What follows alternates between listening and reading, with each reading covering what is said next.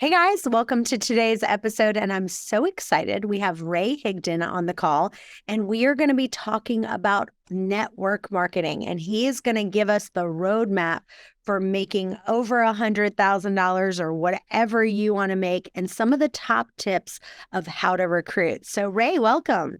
Hey, thanks for having me. So, you are a beast in the network marketing space, and I want you to talk about what you did and some of the top tips of how to recruit people into your downline. Yeah, for sure. So I think it's always important to know when you're listening to a trainer, like, okay, well, what did they do in the industry? And before I was ever a coach or a trainer, I had worked my way to the number one earner of a network marketing company, built a international, organization, before I ever did any training or coaching. In fact, I didn't want to build a coaching and training business, but it just kind of happened because I started doing this. I started building on social media way back in 2009.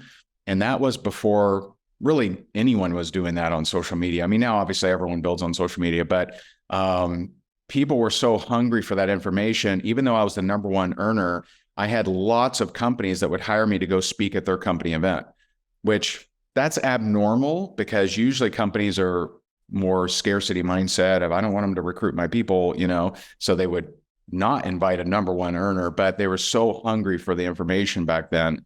As far as like when someone wants to know what does it take to become a top earner and be a top recruiter, it really comes down to four things, really. And, one is, it's universal across anything performance-based, and that is pipeline. Very simple, right? So, my wife's a realtor as well. And, if she doesn't, if she keeps her business cards in her desk drawer and she hides all her signs and she doesn't go to networking meetings and never talks to anybody, she's not confused that she's not making money, right? It's pretty straightforward, right? And so is in almost every kind of sales except network marketing. A lot of times people think that they should, like maybe through tenure or something, I don't know, that they should be making money even though they're not talking to anybody.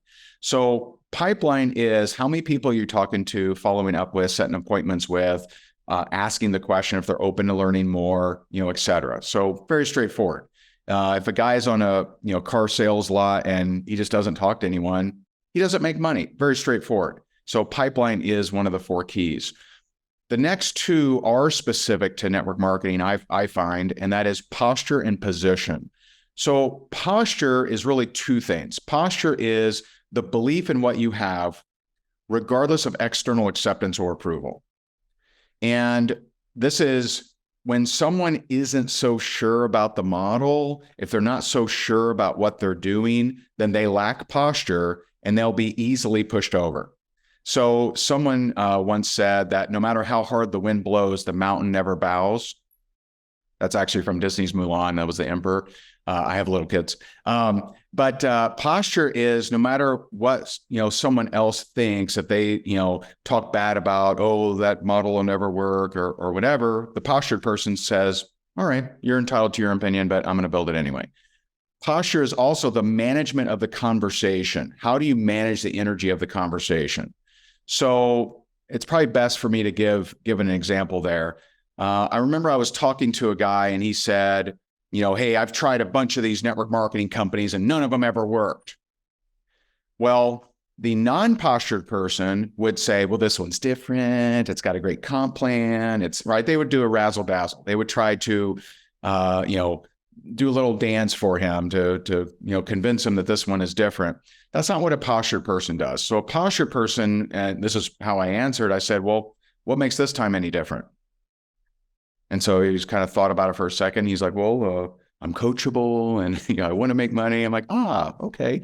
And see, now we can talk, right? If you're in power and you're in posture, then I'm not going to recruit you and we're just wasting our time here.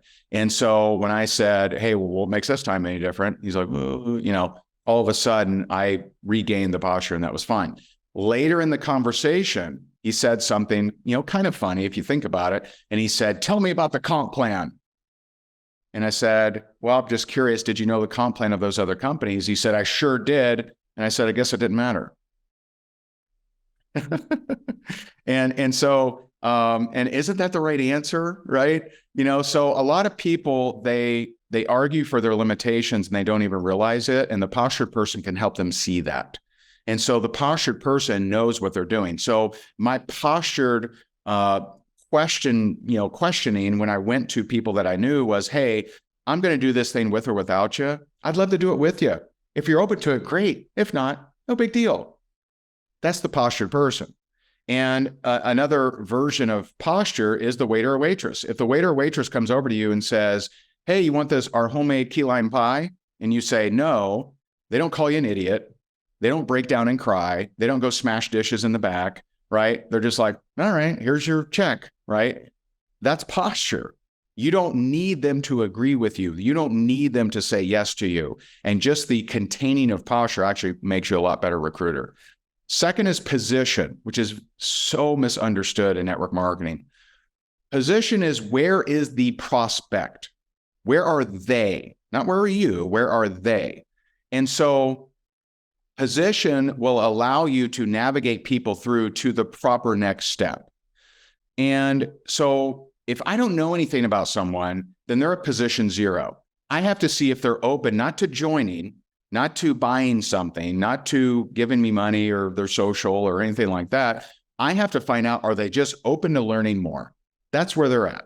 And if they are, then I may send them to a video, right? I know you had a wonderful, 4-minute video about your realty company, right?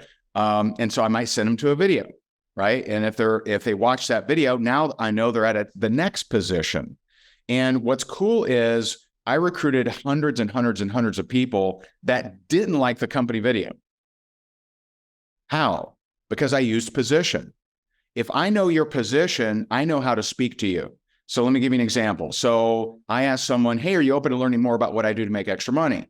Sure. Hey, do you mind if I send you a video? Okay, here's a video. Hey, did you get a chance to watch that video? Yes, I did, and it sucked. Oh, okay. Well, Well, I guess my question is, what were you hoping to see? What were you hoping to see is me taking account their position. They watched the video. They were looking to see something. What were they looking to see? And I've never had them say something crazy.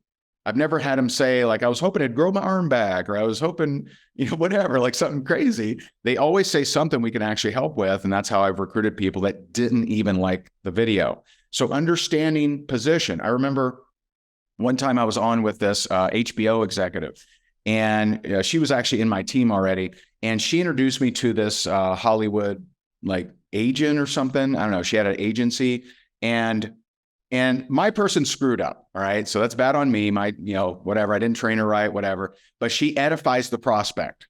So she says, hey, Ray, we were on a 3-way call. She goes, hey, Ray, I got my friend Barbara on here, and Barbara runs one of the most impressive agencies in all of Hollywood, and all the celebrities know her, and she's been doing this for 25 years. And Barbara, here's Ray. Right. So I'm like, I'm just a little guy, little hands here. And Barbara, of course, steps into that posture. She was postured, and she goes, hello, Ray. I told Amy I'd look at her little home business. How are you today? Right. Well, I know something. I know that she agreed to this call, so that's the position she's at. So I used that. And I said, well, I guess I'm confused. If you're doing so well, why are we on this call? And that's when it got real. That's when she's like, well, I've lost some clients. Well, the business has changed. Okay. Now we can speak eye to eye. Now we can talk. And so pipeline, posture, position. The fourth is perspective. Where do you spend the majority of your time in your mind? Everyone you ever meet is mentally rehearsing something. They're either mentally rehearsing their doom, they're mentally rehearsing their loss, they're mentally rehearsing frustration, confusion, overwhelm, desperation, not winning, or they're mentally rehearsing the life of their dreams. They're mentally rehearsing achievement of all their goals. They're mentally rehearsing them accepting that award. And so perspective, you have to be a real guardian of. You have to guard your perspective of where are you spending the majority of your time in your mind, because wherever you are, that's where you're going to continue to verify what you believe to be true, whether it's good or whether it's bad. So I want to recap a little bit about what you said. So my business is in network marketing, so that makes it good. So if you were going to give us tips, you would say something like the tips would be, because our agents can make extra money, you would say, are you opening to learn more about how I make extra money in real estate without actually selling homes? And then say, like, would you be open to watching a video of how exactly that works on how I make that extra money? And then I would say, what do you think of that video? That would be kind of the scripts that I would say. Is there anything you would add to that? Did I kind of get some of those right? Yeah. The only little tiny tweak is I never ask someone what they think, because, I don't want to cause them to overthink or anything like that. I always ask them, first, did you watch it? Right. We got to confirm that. And then I ask, what'd you like about it? Now, sometimes they didn't like it and they'll give you that feedback. But I always like to kind of nudge toward the, what did you like? And so I'll give you a fun example. I remember I followed up with this guy and I said, hey, did you get a chance to watch the video? So I was at question 1, right? And I said, did you get a chance to watch the video? And he goes, yes. And I have some questions and I have some concerns. And I said, okay, well, all right, great. What did you like about it? He joined. I never heard his questions or concerns. And people that aren't great at recruiting, they think that what they need to learn is how to answer questions. And that's not true. The best recruiters are usually answering questions before they're asked, or just leading people in a certain way where, like most of the times when someone asks me a question in that kind of process, me answering it isn't that powerful. Me making them question why they asked it is way more powerful. For example, the guy that said, tell me about the comp plan. And I said, did you know the other ones? He said, yes. I said, well, I guess it didn't matter. See, all of a sudden he realized, oh, me knowing the comp plan isn't actually that important because I knew it in the past and it didn't help me. Maybe I need to listen to this guy. And so, but yeah, you nailed it. You nailed it. Okay, then I would say the number one thing that I get is, no, I didn't have time to watch the video. Can you just explain to me? And I feel like the video in general, like for our business, does so much of a better job explaining it. So would you say, okay, would you get them on a Zoom call and say, well, let's watch it together now? Would you say, well, let's have a follow-up call after you watch it? What would you do right then? Yeah. So that's a power play. Right? That's someone that's saying, hey, I'm more important than your process. And I'm not going to, be rude to them or anything like that. But here's what I've found is the most effective way to handle it. And you're talking about your video that's 4 minutes. I was getting people to watch a 30-minute, right? So it's a little tougher, right? 4-minute, pretty easy. But if someone says, hey, I didn't have time to watch it, can you tell me about it? I would say, man, I would absolutely love to. You know what? I got a bunch of people that did watch it. I just got to follow up and prioritize them. Tell you what, I should be able to reach back out to you in the next week or so. Let me see. Let me check my calendar. I'll definitely let you know. 9 times out of 10, if I say that track right there, they'll say, well, it's only 4 minutes. I could probably watch it today. Oh, okay. Well, if you can watch it today, I should be able to get back to you by either 2:45 or 3:15. Which one of those do you think you'll have watched it by then? Mm-hmm. And so I don't allow them to take it. And there's a very important reason in network marketing that you get people to watch a video. And that's because the video is duplicatable. Most people cannot explain anything. They can't explain how to make a peanut butter jelly sandwich. And so I don't want them to rely on their own skill or charisma or personality. I want them to lean on a video. I want them to lean on a system. And so I even had people, because I've built a brand, I would have people come to me and say, hey, Ray, I don't know what company you're in, but I want to join it. And I'd say, cool. I really appreciate that. That is so cool. Hey, listen, before you do, let's make sure it's a fit for you. Watch this video. So in sales, you don't typically turn money away, right? You're always like, yay, come on in, money. But in duplication, you don't want them to join in a non-duplicatable way, which no one's going to reach out to them and just join them because they're them, right? So I don't want them to think that that's how normal things happen, because it's not. I want them to watch the video and lean on, oh, people watch the video, then they join. That's so good. So I want you to talk about social media because you do such an incredible job with social media. So I want you to share some of those tips that you give people with social media that you're like, it's got to be this, this, this, and this. What would that be? Yeah. And we just we actually sold this house, so we're moving, so things are in boxes and stuff. But we just updated our social media book, just updated it like a couple of weeks ago. So there is a social media for network marketing book that we wrote.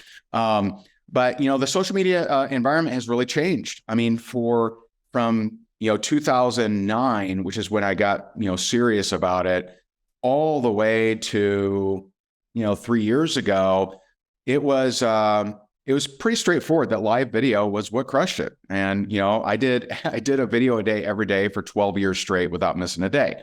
So obviously I believe in consistency, and I'm a little crazy about that.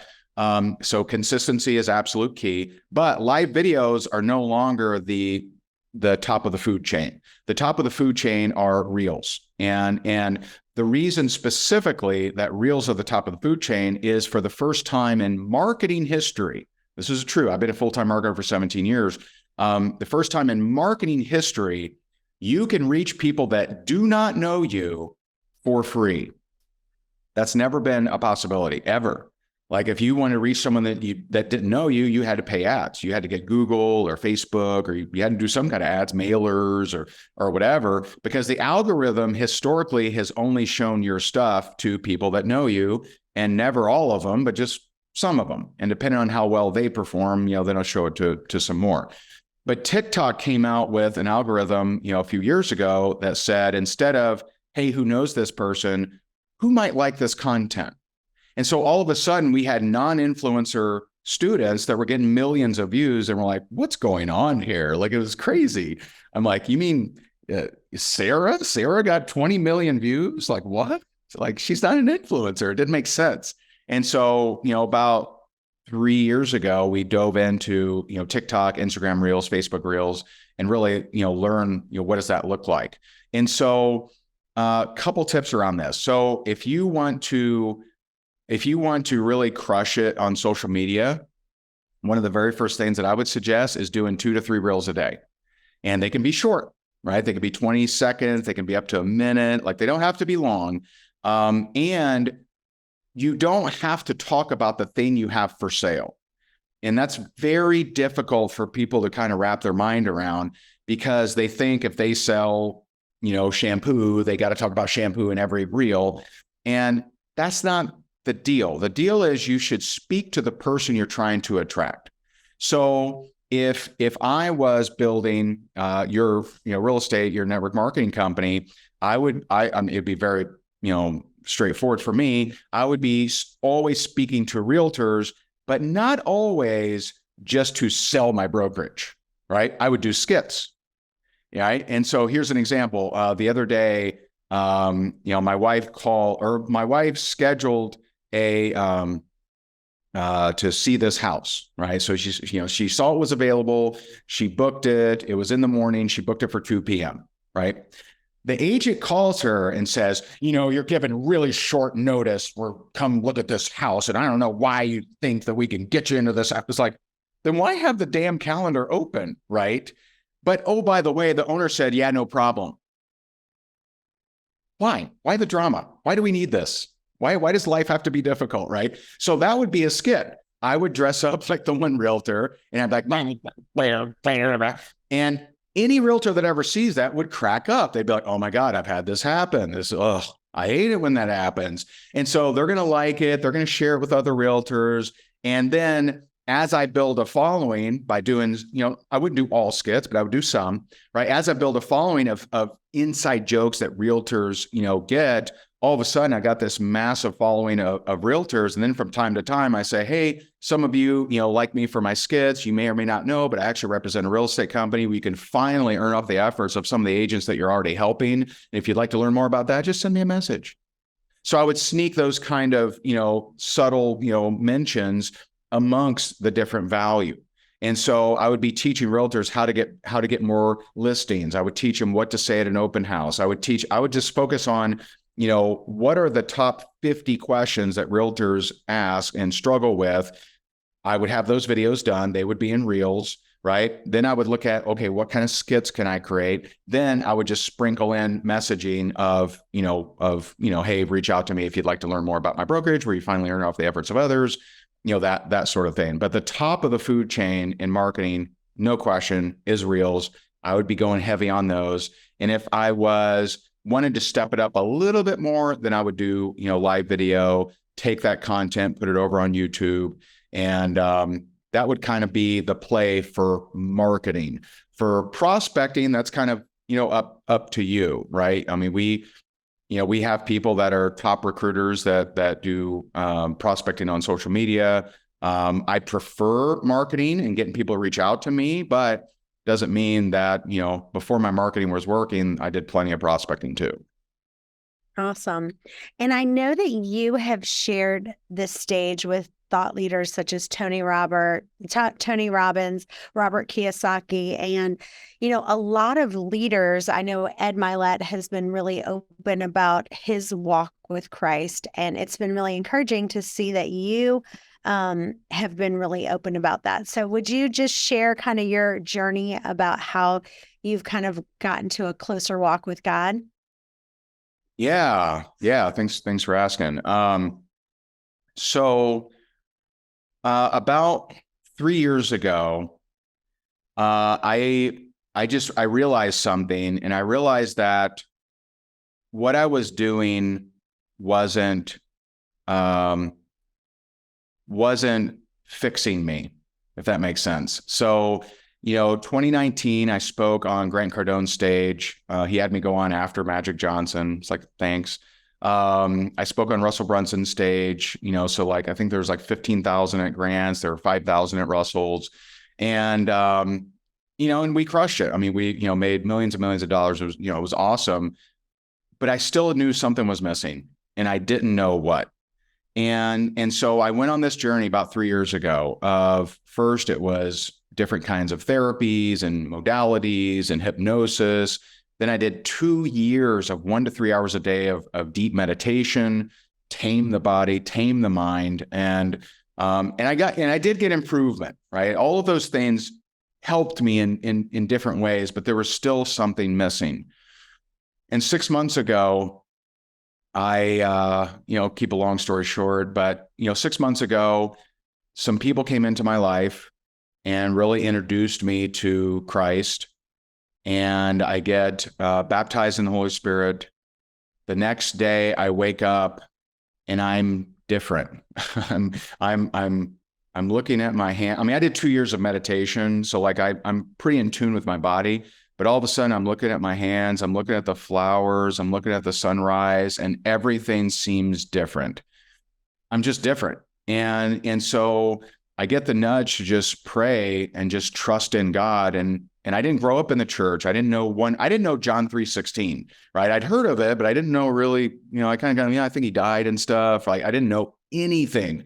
Didn't grow up in the church, didn't know any verses, nothing. And 6 months ago, I just got the nudge to, after that baptism to get on my hands and knees and give my life over to Christ. And I did. And I was nudged to go live about my experiences, which I did. And that video went viral. And I had thousands of people reach out to me saying how much it helped them. And my life is completely different. All of those traits that I used to have and not know why, being suspicious of people, struggling with negativity, and usually I push past it, right? But all of those negative traits that I had my entire life got wiped out. I was healed. And so since then, I've just been so gratefully guided of I go to this event and they ask me to do the sermon. I go to this place and they ask me for different things. And so I just now feel more on purpose than anything ever in my life. There's a concept called sacred wounds And sacred wounds are, what did you need most as a kid but didn't get? Whatever that is. And my list is long because I grew up in a very abusive home, right? So mine was safety, security, love, praise, recognition, attention, just name it. I did not get those things. So my whole life I craved those things, but could never quite receive them. I could never quite receive friendship. And I tried a lot of things to heal those wounds. Nothing truly healed it until I came to Christ. So I'm just very grateful to sing his praises. I'm grateful to work through him and him work through me, I should say. And it's changed my life. It's given me a brand new purpose. It's healed me in so many different ways and changed me in so many different ways. I'm just super grateful. That is awesome. Well, I want you to tell people about your offers that you have and how you have kind of helped people with these master classes really kind of make these checklists. Because I think what's really important, and just give us like a little tasting of it so they can see exactly what to do. Because I think what's great about yours is it's like, check the box that you've done this, and this. Yeah. And that's really what people need. Yeah, and scripts, right? I know people love scripts, and so we have a lot of scripts on, if they say this, say this. If you're reaching out to someone you don't know, say this. If you're reaching out to someone you do know, say this. So probably give us a tasting of that. Give us another tasting of that scripts before we move on. Yeah. So not everyone. Well, especially influencers, right? And I don't teach just influencers. I teach people, I assume you have no influence, right? So the person with no influence, and maybe they even don't want to do videos, like, what is their chances of success? Well, they can actually have success. And I've taught people how to message and recruit people that they do not know through social media. And I've had influencers say, oh, that doesn't work. But, one of our students, Christina Danielle, she's the #1 recruiter in her company for the last 3 years or maybe 4 years. And she's done it 100% through our scripts, cold messaging people on social media. Now, I'm not saying that's my #1 favorite way. It's not. I'd rather attract people to me. However, if someone's not going to do the attraction marketing part, then why not equip them to go do that? And by the way, her company is a pet food company. She doesn't have a pet.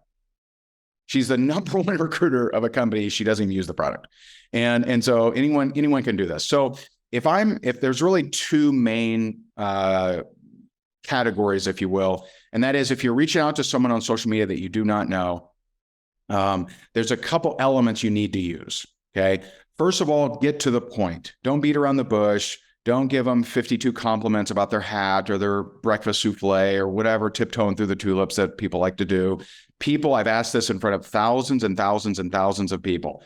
If someone is reaching out to you that you do not know on social media, do you prefer them A, beat around the bush and kind of give you compliments and butter you up, or B, get to the point? Every human on earth prefers people get to the point. So why do we think that we need to build rapport first to someone we don't know? Now, if you're at a cocktail party, that's a little different, right? You're there, they're there, strike up a conversation, right? But the social media is different. That's not a cocktail party. That's more like you're interrupting their dinner. It's more like you're calling them, on the phone or something like that. And so there's two main categories, and that's location and occupation. So how I recruited hundreds and hundreds of people I didn't know through social media by using one or two of these, okay? So first of all, you have to intercept their mind. They're wondering a couple things. #1, do I know you? Okay. #2, what do you want? #3, why me? Why are you reaching out to me?